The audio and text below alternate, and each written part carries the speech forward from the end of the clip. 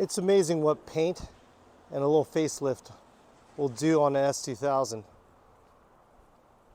This car is an 02 S2000 that I got in trade for basically used parts from a guy named Alan.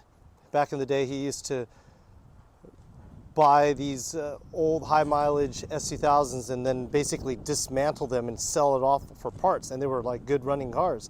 He just would, at the time, S2000s were worth less put together than they were just in parts.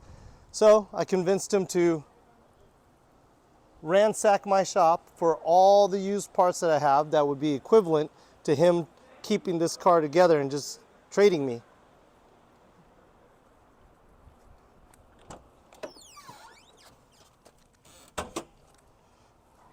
A detail, fresh paint, put everything back to stock to restore this thing to its former glory.